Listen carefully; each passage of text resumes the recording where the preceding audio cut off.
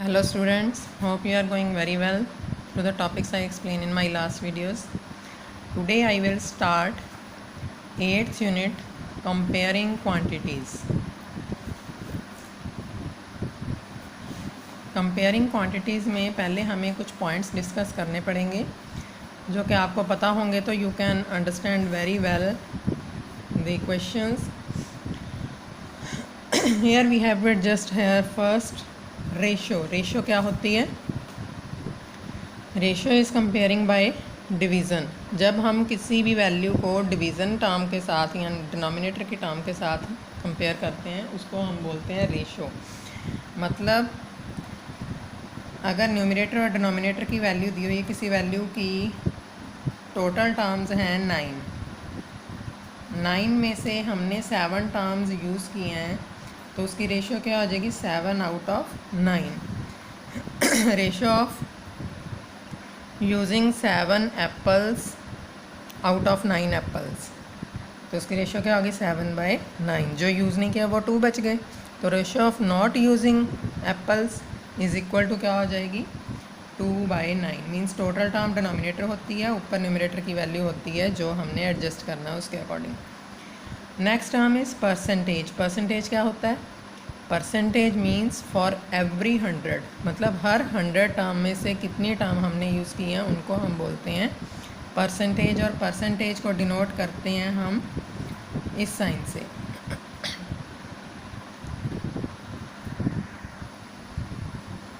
Percentage का sign क्या होता है? स्लैंटिंग लाइन और 2 डॉट्स ऊपर नीचे। नेक्स्ट टर्म इज़ प्रॉफिट और लॉस। प्रॉफिट और लॉस मतलब ये आपने पहले भी पढ़ा सुना होगा थोड़ा बहुत, इसमें हम एक एक्सरसाइज में प्रॉपर करेंगे। प्रॉफिट होता है जब हमें किसी टर्म की कॉस्ट प्राइस दी होती है और उसकी सेलिंग प्राइस दी होती है। कॉस्ट प्राइस मतलब जितने की हम वो चीज़ खरीदते हैं उसको बोलते हैं कॉस्ट प्राइस, और सेलिंग प्राइस मीन्स जितने की वो आइटम हमने बेची है। मान लो हमने कोई चीज़ खरीदी है, कॉस्ट प्राइस है उसकी 1000 रुपीज़ और बेची है हमने उसको 1200 रुपीज़ पे।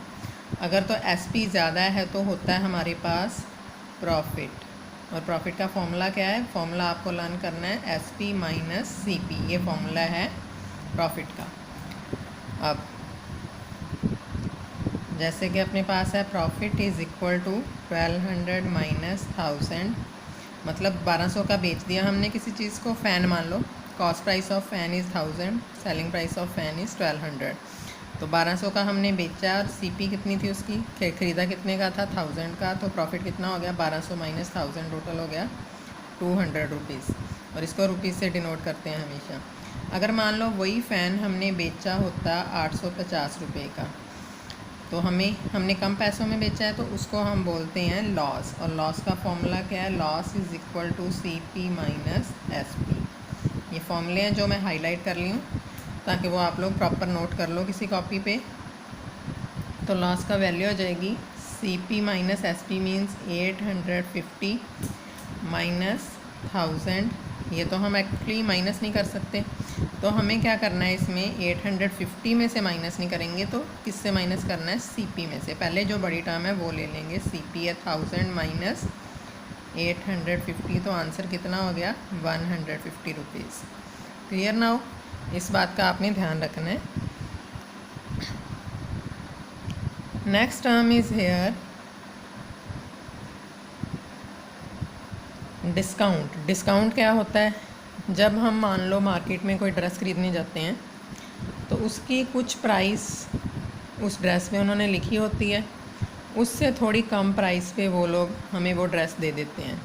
तो वो जो कम प्राइस होती है वो उन्होंने परसेंटेज के अकॉर्डिंग ली होती है, तो उसको हम बोलते हैं discount. Discount means reduction of any item according to mark price. Mark price वो उस पर लिखी होती है और जितने की हम खरीदते हैं वो उनके लिए सेलिंग प्राइस होती है, तो वो मार्क प्राइस में से सेलिंग प्राइस माइनस कर दें तो उसको डिस्काउंट बोलते हैं। और discount is always adjusted according to percentage. मान लो किसी डिस्काउंट का फॉर्मूला क्या है?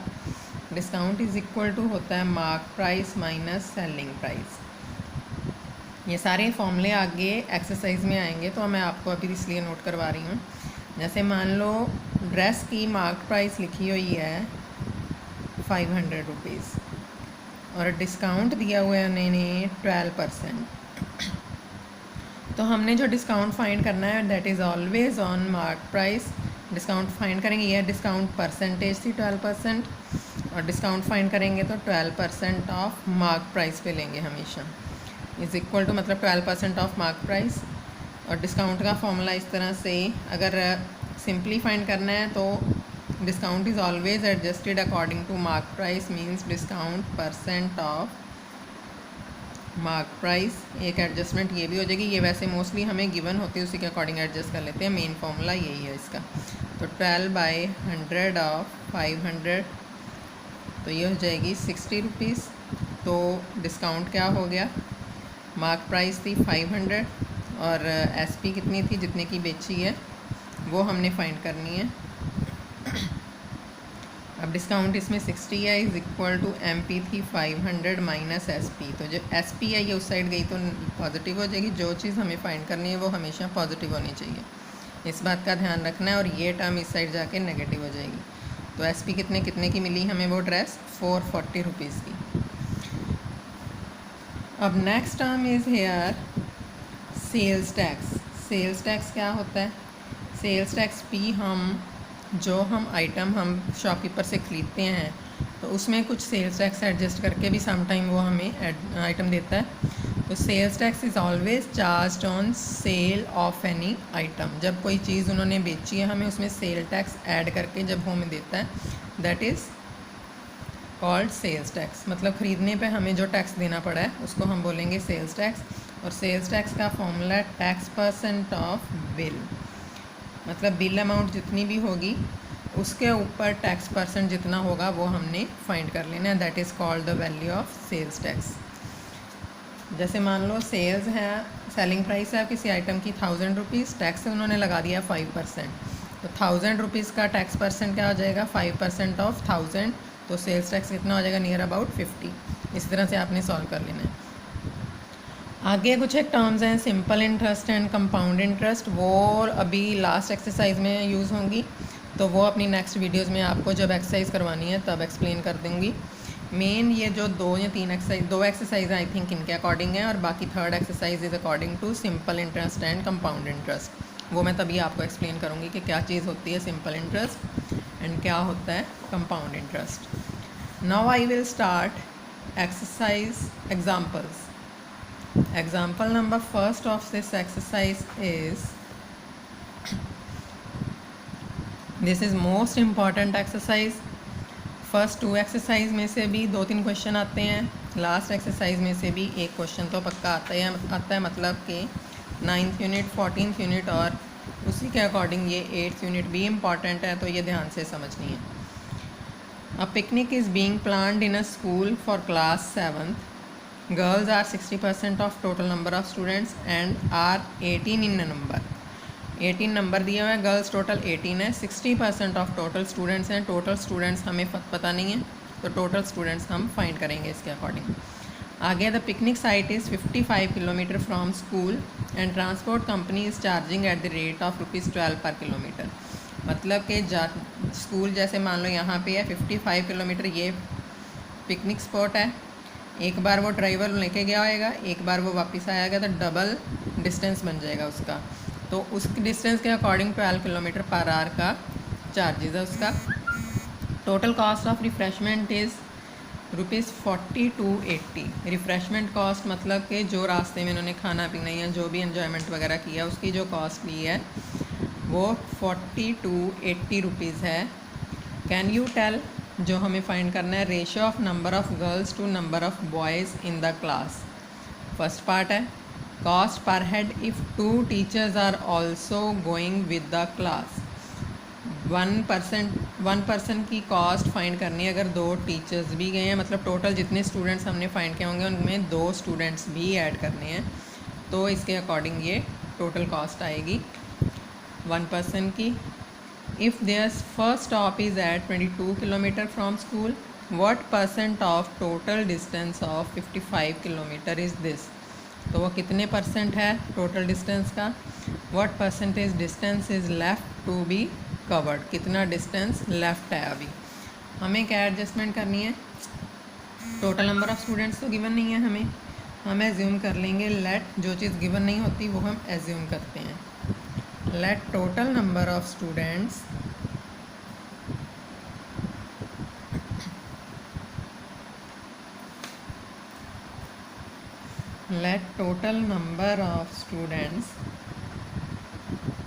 Is equal to x.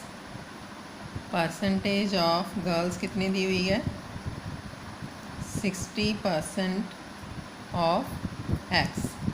और नंबर ऑफ़ गर्ल्स कितनी है टोटल हमारे पास, नंबर ऑफ़ गर्ल्स भी गिवन है 18। ये परसेंट ऑफ गर्ल्स हैं, मतलब टोटल स्टूडेंट्स के अकॉर्डिंग। तो अकॉर्डिंग टू क्वेश्चन हम क्या फाइंड कर लेंगे, टोटल नंबर कैसे होएगा, 60% of X is equal to है 18, means 60/100 multiply by X equal to 18। तो एक्स की वैल्यू क्या आ जाएगी, ये दोनों वैल्यूज़ उस साइड जाएंगी, जो टर्म हमारे पास डिवीज़न में है दूसरी साइड जाएगी, तो वो मल्टीप्लाई करेंगे 18 मल्टीप्लाई बाई 100, और जो मल्टीप्लिकेशन में है वो डिवाइड करेंगे। 0 0 कैंसिल, 6 3 और टोटल स्टूडेंट्स कितने हो गए 30। सो टोटल स्टूडेंट्स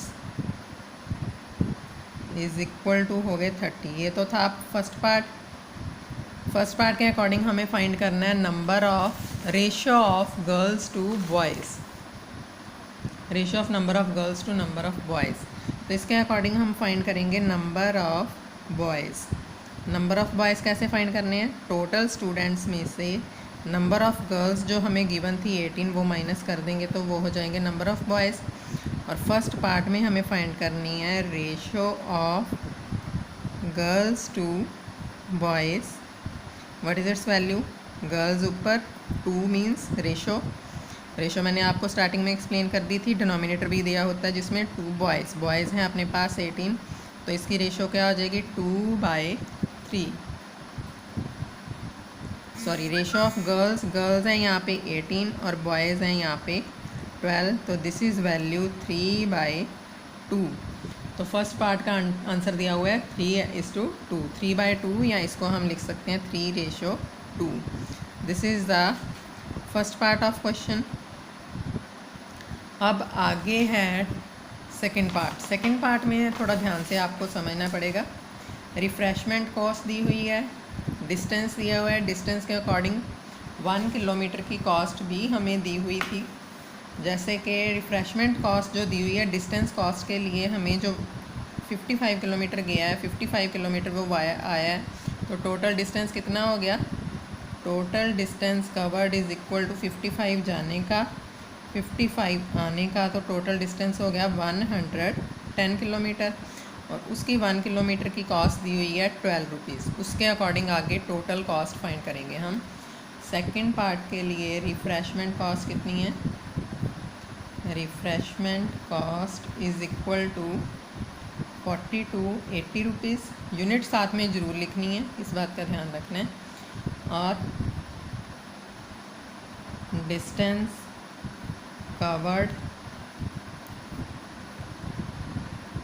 कवर्ड कितने, 55 + 55 110 किलोमीटर। तो cost of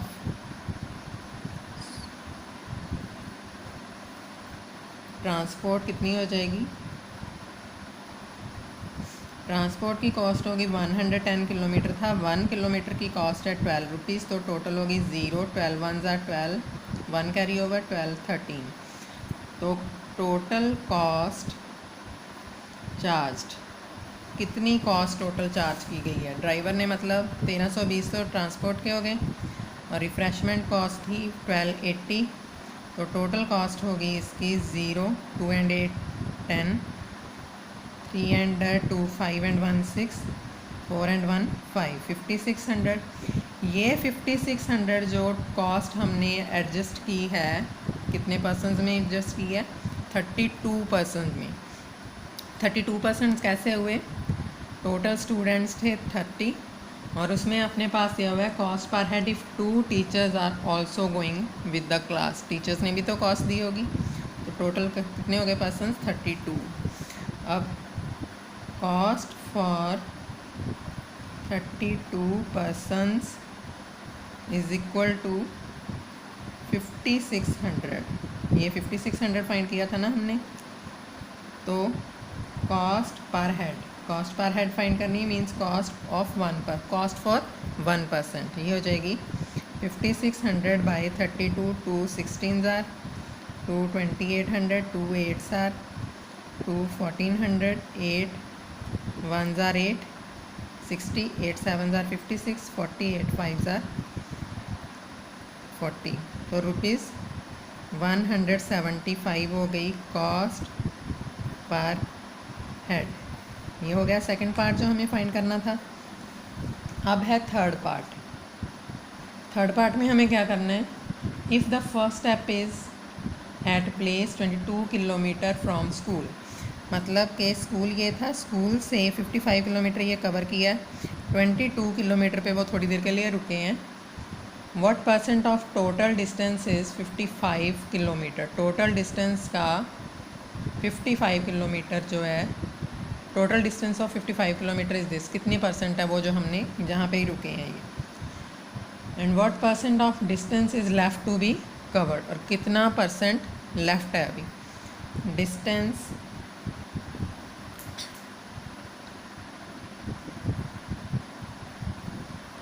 covered till first stop के लिए डिस्टेंस कितना कवर किया था, 22 kilometre. Ratio of distance covered till first stop तक जितना रेशो फाइंड किया है वो है 22 किलोमीटर उन्होंने कवर किया था। टोटल डिस्टेंस था 55, 2 5, 11 के टेबल पे कैंसिल हो सकते हैं, 2/5। तो ratio percent of ratio of distance covered till first stop का डिस्टेंस कवर करने के लिए जो रेशो फाइंड की है वो कैसे फाइंड की है हमने, रेशो हमेशा हमने फाइंड करनी है पर 100 के साथ मल्टीप्लाई कर लेंगे, तो बाय इंटू 20 हो जाएगा, कैंसिल होके 20 इंटू 2 हो जाएगा 40, और 40 किलोमीटर जो है 40% इवन परसेंट फाइंड करनी है ना, तो 40% डिस्टेंस कवर किया है। And percent of ratio of distance left, वो तो था डिस्टेंस कवर, और लेफ़्ट कितना आ जाएगा टिल फर्स्ट स्टॉप। परसेंटेज हमेशा 100 की होती है, उसमें से 40% उन्होंने कवर किया है, तो टोटल कितना डिस्टेंस रह गया 60%। ये ऐसे भी फाइंड कर सकते हैं या फिर ऐसे भी फाइंड कर सकते थे, क्योंकि लेफ़्ट डिस्टेंस था 33, 22 कवर किया है तो 33 लेफ्ट हो गया, 33/55 इंटू 100, 3/5, 520 आर। तो डायरेक्ट ऐसे भी फाइंड किया जा सकता है, अदरवाइज़ इस तरह से फाइंड कर लो, as you wish. This is the question number first. According to it, you have to solve the questions of exercise. If you have any doubt, you can send me your doubts on my personal number 999 170 1313. Thank you.